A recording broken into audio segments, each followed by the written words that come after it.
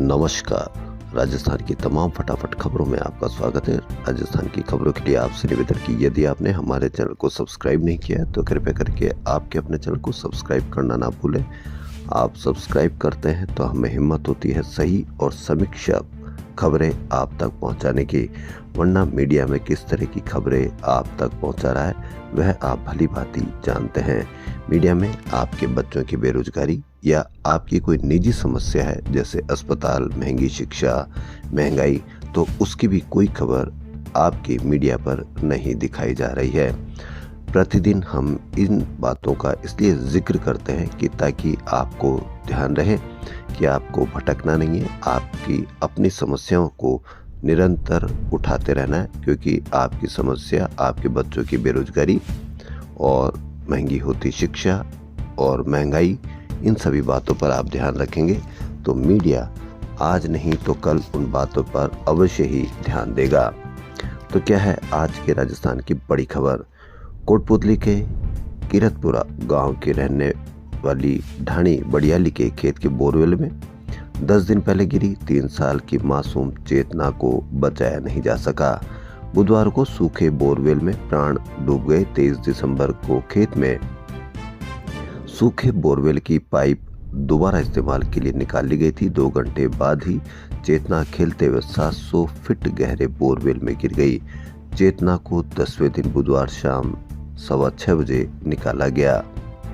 दैनिक भास्कर की ये बड़ी खबर है कि 1000 रुपए के ढक्कन से बच जाती चेतना, लेकिन 10 दिन के रेस्क्यू पर 5 करोड़ रुपए खर्च हो गए। सरकार इतनी शक्ति पहले ही लगा दे तो सारे मौत के कुएं बंद हो जाए। अब देखना यह है कि चेतना से किसमें चेतना आती है, या वही चेतना बंद हो जाती है, या चेतना वापस शुद्ध हो जाती है, चुप हो जाती है। क्योंकि आए दिन इस तरह की खबरें, और छोटे छोटे बच्चे जब बोरवेल में गिर जाते हैं पूरा प्रदेश इन बातों से चिंतित हो जाता है। अब दूसरी खबर, नववर्ष के पहले दिन राजस्थान में बुधवार का संयोग रहा। इसके चलते शहर में गणेश मंदिरों में दर्शनों के लिए जोरदार भीड़ रही। सबसे ज्यादा भीड़ राजस्थान में मोती डोंगरी गणेश मंदिर में रही। यहाँ लाखों श्रद्धालु पैदल ही पहुंच गए। दिन भर में करीब 5 लाख श्रद्धालुओं ने दर्शन किए। हालात ये रहे कि 2 से 3 घंटे में दर्शन का नंबर आया। वहीं देर शाम तक जेलन मार्ग जाम रहा। महंत कैलाश शर्मा ने बताया कि सुबह पंचामृत अभिषेक किया गया और भगवान को सोने का मुकुट धारण कराया गया। बुधवार का संयोग रहने से श्रद्धालुओं ने गणेश जी का आशीर्वाद लेकर दिन की शुरुआत की। वहीं नए साल के पहले दिन की शुरुआत लोगों ने प्रमुख आराध्य देव गोविंद देव जी के भी मंदिरों में हजारों लोग पहुंचे। खाटू श्याम जी के मंदिर में भी लाखों लोगों ने दर्शन किए। नववर्ष के पहले दिन बुधवार को तेज धूप से ठिठुरन भरी सर्दी से थोड़ी राहत मिली। बीते दिनों मावठ के बाद दिन का पारा लुढ़कने से रात के मुकाबले दिन में ठिठुरन बढ़ गई थी। अब बीते 24 घंटे में दिन के तापमान में 2 से 6 डिग्री सेल्सियस की बढ़ोतरी हुई है। वहीं रात का पारा 2 से 5 डिग्री तक लुढ़का है। हालांकि राजस्थान के 22 शहरों में न्यूनतम तापमान 10 डिग्री से नीचे और 8 शहरों में 6 डिग्री से नीचे चल रहा है। दरअसल एक एंटी साइक्लोन बनने से उत्तरी हवाओं का प्रभाव राजस्थान में अभी कम है। इससे शीतलहर से भी राहत है। राजस्थान में पहली बार आर्टिफिशियल इंटेलिजेंस से हार्ट की एमआरआई हो सकेगी। अभी तक एमआरआई मशीनें मूवेबल ऑर्गन के स्क्रीनशॉट्स व टेस्टिंग नहीं कर पाती थी, इसलिए दिल के मरीजों की एमआरआई संभव नहीं थी। इसका सबसे बड़ा फायदा ये होगा कि मरीज के हार्ट का बेस्ट डायग्नोस कर एआई तकनीक से ही इलाज की प्रक्रिया तय होगी। यानी डॉक्टर एआई से तय कर सकेंगे कि हार्ट को बाईपास की जरूरत है या सिर्फ दवाओं से ही मरीज का इलाज किया जा सकेगा। अब देखना यह है कि कितनी जल्दी कारगर होगी यह हार्ट के लिए। वहीं खास बात यह है कि इस एमआरआई से बच्चों के हार्ट वॉल्व की होने वाली सर्जरी में भी कारगर साबित होगी। राजस्थान के मुख्यमंत्री भजन लाल शर्मा ने भी नववर्ष 2025 के पहले दिन बुधवार को डी के श्रीनाथ जी मंदिर, मुकुट मुखारबिंद मंदिर तथा जयपुर के मोती डोंगरी गणेश मंदिर में दर्शन किए। उन्होंने विधिवत पूजा अर्चना कर राजस्थान के विकास और आमजन की खुशहाली की कामना की। वहीं पूर्व मुख्यमंत्री अशोक गहलोत ने 9 जिले खत्म करने को लेकर कहा कि सरकार और सीएम व मंत्री जिलों के खर्चे से डर रहे, कह रहे हैं कि बहुत पैसा खर्च होगा। सरकारें वेलफेयर के लिए होती है, जनता की सुविधा पहले देखी जाती है, सरकार का नफा नहीं देखा जाता। अब जिले खत्म कर दिए गए, कल्पना करो कि अब कितने साल इन जिलों की जनता को फिर जयपुर के चक्कर काटने पड़ेंगे, उनको कितनी पीड़ा और खर्चा होगा। बुधवार को एक बार फिर से पूर्व सीएम ने बीजेपी सरकार पर हमला बोला। मीडिया से बातचीत में गहलोत ने कहा कि 1 साल बीत गया, भाजपा के राज की एक भी याद रखने लायक उपलब्धि नहीं है। 9 जिले और 3 संभाग खत्म कर दिए गए, इससे कितने लोगों को तकलीफ होगी ये लोग कल्पना नहीं कर सकते। इन जिलों के लोग कैसे इतनी दूरी लेकर अपनी शिकायत लेकर आएंगे जाएंगे, लोगों को कितनी तकलीफ होगी ये जो खर्चे का अनुमान लगा रहे। लोकतंत्र में सरकार जन कल्याण के लिए होती है, वेलफेयर के कार्यों में खर्चे नहीं देखे जाते। गहलोत ने आगे कहा कि जन सुविधा के लिए खर्चे नहीं देखे जाते, लोगों को परेशानी न हो, वक्त पर न्याय सुनिश्चित हो, ये देखा जाता है। हमने जयपुर मेट्रो चलाई, बहुत दिक्कत आई, सरकारें बदल गई तो कहा गया कि पैसा बर्बाद कर दिया। जयपुर मेट्रो को घाटे का सौदा कहा गया। मैंने तभी कहा था कि दुनिया भर के अंदर जो मेट्रो चलती है वो घाटे का सौदा ही होती है। गहलोत ने मणिपुर के सीएम बीरेन्द्र सिंह को माफी पर प्रतिक्रिया देते हुए कहा कि मुख्यमंत्री ने पब्लिक से जो माफी मांगी है वह माफ करने योग्य ही नहीं है। वहाँ रेप हुआ है, अन्याय उत्पीड़न हुआ है और भारत सरकार कुछ नहीं कर पाई, उनको माफ नहीं किया जा सकता। 250 लोग मारे गए, मोदी भी मणिपुर नहीं जाने को लेकर अड़े हुए हैं। वहीं जालोर सिरोही से बीजेपी के ही पूर्व सांसद देवजी पटेल अब सांचौर के पक्ष में उतर गए हैं। पटेल ने मुख्यमंत्री भजनलाल शर्मा को पत्र लिखा है। पत्र में कहा है कि सांचौर को जिला यथावत रखा जाए, कमेटी और कैबिनेट के फैसले की पुनः समीक्षा की जाए। सांचौर का अंतिम छोर का गांव जालोर से 240 किलोमीटर दूर है। सांचौर को जिले का दर्जा समाप्त करने के विरोध में पूर्व मंत्री सुखराम बिश्नोई के आंदोलन के बाद भाजपा के पूर्व सांसद के उतरने से राजनीति गर्मा गई। गौरतलब है कि राज्य सरकार द्वारा 9 जिले समाप्त करने के विरोध में कई जिलों के विरोध प्रदर्शन चल रहे हैं। पत्र में लिखा है कि 2023 में जालोर में से सांचौर जिला बनाया गया, अब निरस्त कर दिया गया। सांचौर जिला बनने से प्रशासनिक व्यवस्थाओं में सुधार हुआ था। एक तरफ प्रशासनिक व्यवस्थाओं में सुधार हुआ था, दूसरी तरफ निरस्त करने के आधार पर कहा जा रहा है कि यह व्यवस्थाओं में सुधार के बजाय खर्चे बढ़ेंगे। तो आप इस पर फिर से कमेंट करें कि प्रशासनिक व्यवस्थाओं में सुधार होता है या बिगड़ती है, या खर्चे को देखा जाना चाहिए। वहीं अनूपगढ़ को जिले का दर्जा समाप्त करने के विरोध में उबाल तेज है। 8 पार्षदों ने एक साथ इस्तीफे की घोषणा की है। अनूपगढ़ को जिला बहाल रखने की पूरी मांग नहीं होने पर नगर परिषद में नेता प्रतिपक्ष वार्ड के पार्षदों ने अपने पद से इस्तीफे की घोषणा की है।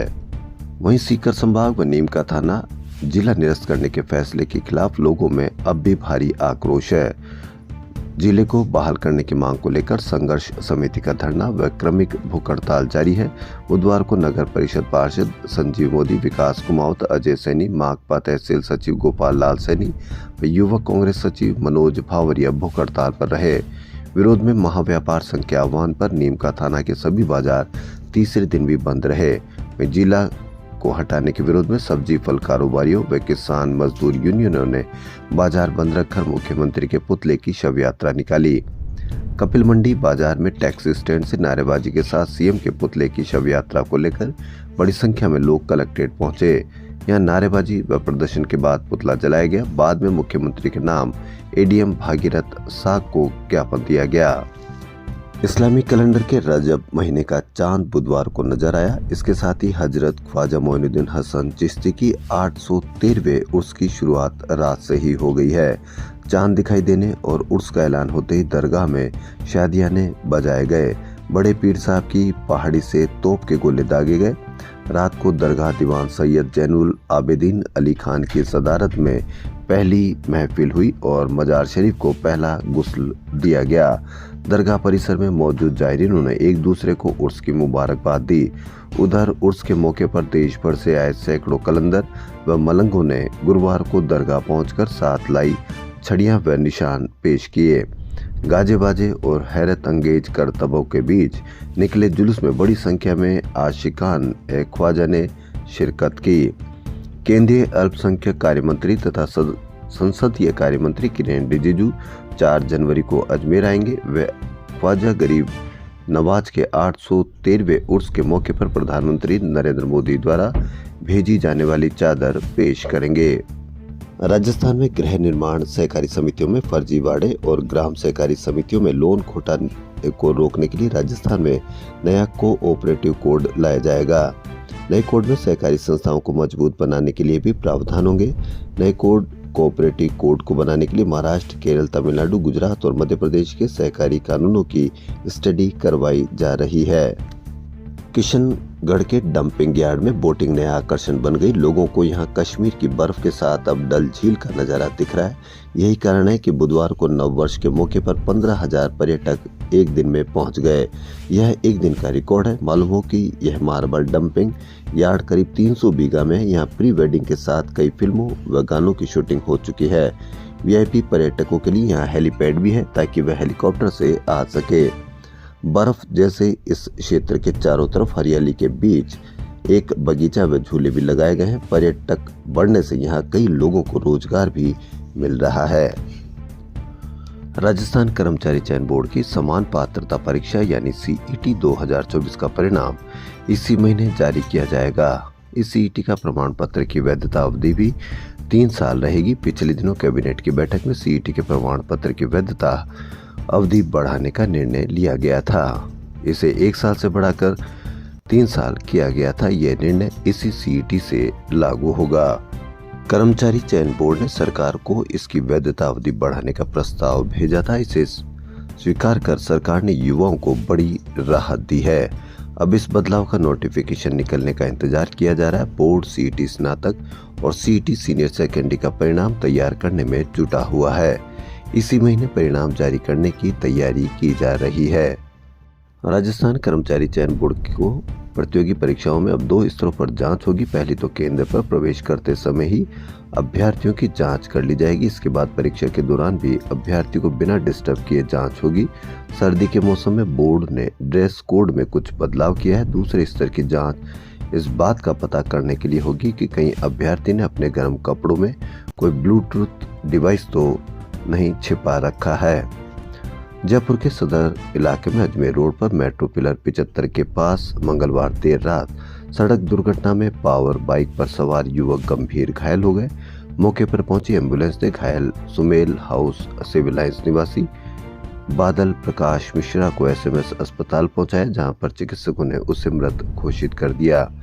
अभी भी सुबह और सबसे निवेदन है कि कृपया करके अपने बच्चों या कोई भी किसी भी प्रकार की गाड़ियों चलाते हैं तो उस पर रफ्तार को धीमा रखें, क्योंकि आप खुद भी हादसे का शिकार हो सकते हैं, किसी दूसरे को भी शिकार कर सकते हैं। इसलिए हादसे का शिकार होने से बचें। एक बार पुनः निवेदन सभी से कि आप अपनी रफ्तार को कंट्रोल रखें, ताकि आप और सामने जो सड़कों पर चल रहे हैं उन सब का जीवन बहुमूल्य है, अमूल्य है।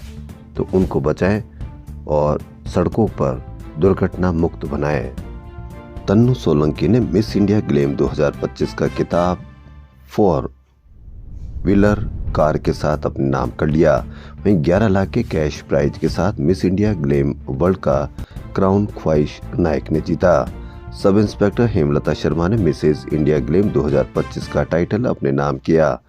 गौरतलब है कि national level pageant miss and Mrs India glam season 6 का ground finale Jaipur Delhi highway स्थित एक रिसोर्ट्स में हुआ।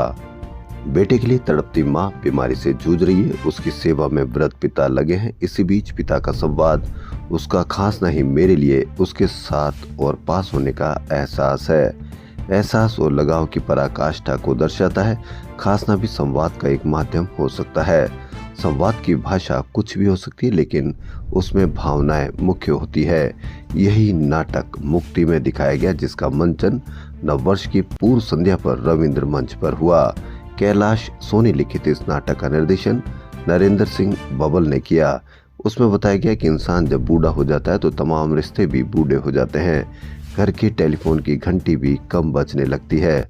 यह नाटक ऐसे माता पिता की लाचारी पर आधारित है जो बेटे के घर लौटने की प्रतीक्षा वर्षों से कर रहे हैं। इसमें आज के समय में बच्चों से उपेक्षित माता पिता की पीड़ा को मार्मिक रूप से प्रस्तुत किया गया। वहीं यही भी उजागर किया गया कि बच्चों का भविष्य बनाने की कश्मकश में माता पिता अपनी महत्वाकांक्षाओं को बच्चों पर थोपते चले जाते हैं। जयपुर इंटरनेशनल फिल्म महोत्सव का 17वां संस्करण 17 से 21 जनवरी तक जयपुर में आयोजित किया जाएगा। फेस्टिवल का उद्देश्य भारतीय सिनेमा के अनमोल योगदान को सम्मानित करना और उसकी समृद्ध विरासत को वैश्विक मंच पर प्रस्तुत करना है।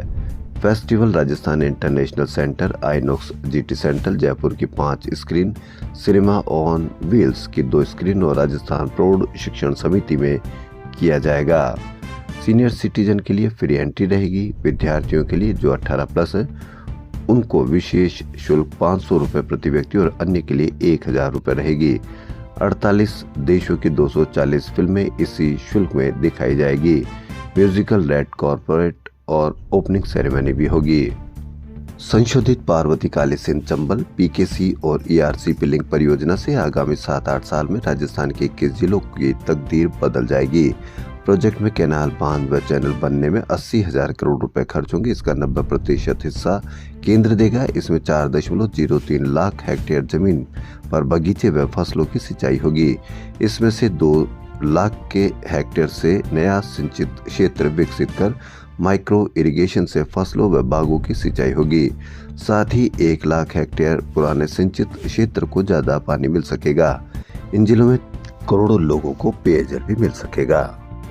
शिक्षा विभाग में तबादलों को छूट नहीं मिलने से नाराज राजस्थान शिक्षक संघ राष्ट्रीय ने आंदोलन का ऐलान किया है। पहले चरण में गुरुवार को प्रदेश के सभी जिला मुख्यालयों पर स्थानांतरण की मांग को लेकर मुख्यमंत्री के नाम जिला कलेक्टर को ज्ञापन सौंपा जाएगा। संगठन के प्रदेश अध्यक्ष रमेश चंद्र पुष्करना ने बताया कि सरकार की भेदभाव की नीति के प्रति शिक्षकों में आक्रोश है। यहाँ तबादले नहीं खोले जाने से राजस्थान के लाखों शिक्षकों के प्रति भेदभाव छलकता है। सरकार गठन के बाद अन्य सभी विभागों में स्थानांतरण से प्रतिबंध हटाकर 2 बार स्थानांतरण खोले गए हैं, लेकिन दोनों ही बार उपेक्षा की गई। प्रदेश महामंत्री महेंद्र कुमार लखारा ने बताया कि प्रदेश में शिक्षण व्यवस्था के नाम पर एक जिले से दूसरे जिले में सैकड़ों की संख्या में प्रतिनियुक्ति की जा रही है। इनका वास्तव में शिक्षण व्यवस्था से कोई लेना देना नहीं है। संगठन की मांग है कि प्रतिनियुक्ति नहीं की जाए और तबादलों के माध्यम से ही शिक्षकों के पद स्थापित किए जाए। हेरिटेज निगम में निराश्रित पशुओं को पकड़कर गो पुनर्वास केंद्र हिंगोनिया पहुंचाने के कार्य में लापरवाही बरतने वाली फर्म ही ग्रेटर निगम ने बिना टेंडर काम कर रही है। चौंकाने वाली बात यह कि ये फर्म को 27 सितंबर को 1 महीने का वर्क ऑर्डर दे दिया था, लेकिन फर्म अब तक काम कर रही है। वर्क ऑर्डर तत्कालीन उपायुक्त रजनी माजीवाल ने इसमें 21 सितंबर से 1 महीने अथवा नवीन निविदा कार्यादेश जो भी पहले हुआ तक का वर्क ऑर्डर दिया था। दैनिक भास्कर की बड़ी खबर। एक नकारात्मक खबर।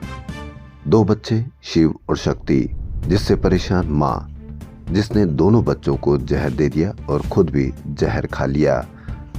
परेशानी सिर्फ एक क्या कि दोनों बच्चों से परेशान रहती थी। दोनों बच्चे, एक जुड़वा बच्चे जो कि शिव और शक्ति उनके नाम है, उनसे परेशान रहने वाली यानी उनको पालने में परेशान रहने वाली सिरोही जिले के शिवगंज शहर के डिग्गी नाड़ा क्षेत्र में बुधवार को शिव और शक्ति जुड़वा भाइयों को मां ने ही जहर देकर मार दिया। मां ने बाद में खुद भी जहर खा लिया। बाद में मां की भी मृत्यु हो गई। मृत्यु पूर्व पुलिस को दिए बयान के अनुसार मां बच्चों से परेशान थी। बच्चों को पालना भी कितना मुश्किल हो गया, यह एक बात। इस पर भी आप अवश्य कमेंट करें। राजस्थान की खबरों फिलहाल इतना ही। यदि आपको राजस्थान की खबरें पसंद आ रही तो आपके अपने चैनल को सब्सक्राइब करना ना भूलें। धन्यवाद।